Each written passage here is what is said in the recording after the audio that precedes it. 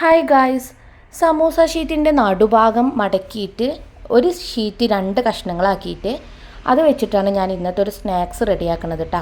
ഈ ഒരു ഫില്ലിങ് നമ്മൾ ഏകദേശം ഉരുളക്കിഴങ്ങൊക്കെ ചേർത്ത് കട്ട്ലേറ്റിൻ്റെ ആ ഒരു ഫില്ലിംഗ് ആണ്. ചിക്കൻ വെച്ചിട്ടാണ് അത് ഇതുപോലെ ഈ ഒരു ഷീറ്റിൻ്റെ ഒരു ഭാഗത്ത് വെച്ചിട്ട് ഇതുപോലെ റോൾ ചെയ്തെടുക്കുക.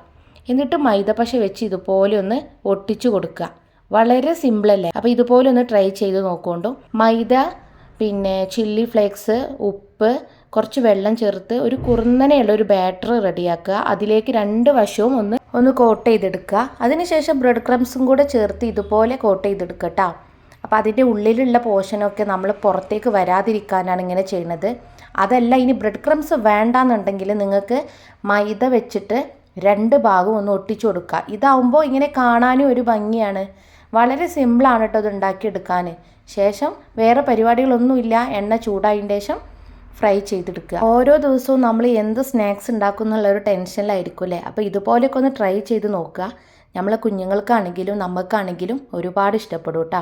ഇന്ന് ജ്യൂസായിട്ട് ക്യാരറ്റാണ്. അതിലേക്ക് ഞാൻ കിസ്മിസും കാഷ്നട്ടും കൂടെ നെയ്യിൽ മൂപ്പിച്ചിട്ട് ചേർത്ത് കൊടുത്തിട്ടുണ്ടായിരുന്നു. ക്യാരറ്റ് ജ്യൂസിൽ ഇതുപോലെ ചെറുതായിട്ട് കിസ്മിസും കാഷ്നട്ടും ഇങ്ങനെ കടിക്കാൻ കിട്ടുമ്പോൾ നല്ല ടേസ്റ്റാണ് കേട്ടോ. ഒന്ന് ട്രൈ ചെയ്യാത്തവരൊന്ന് ട്രൈ ചെയ്ത് നോക്കുന്നുണ്ടോ. പിന്നെ നമ്മൾ ഇന്നിവിടെ കോളിഫ്ലവർ ബജിയും പിന്നെ ഓറഞ്ച് ജ്യൂസിന് പകരമായിട്ട് പുതിനയില പിന്നെ കസ്കസൊക്കെ ഇട്ടിട്ടൊരു ലൈം ജ്യൂസാണ്. ഇന്നത്തെ വീഡിയോ ഇഷ്ടപ്പെട്ടാൽ ലൈക്ക് ചെയ്യാനും ഷെയർ ചെയ്യാനും കമൻറ്റ് ചെയ്യാനും മറക്കരുത്. അപ്പോൾ ഓക്കെ, ബൈ, വീണ്ടും കാണാം.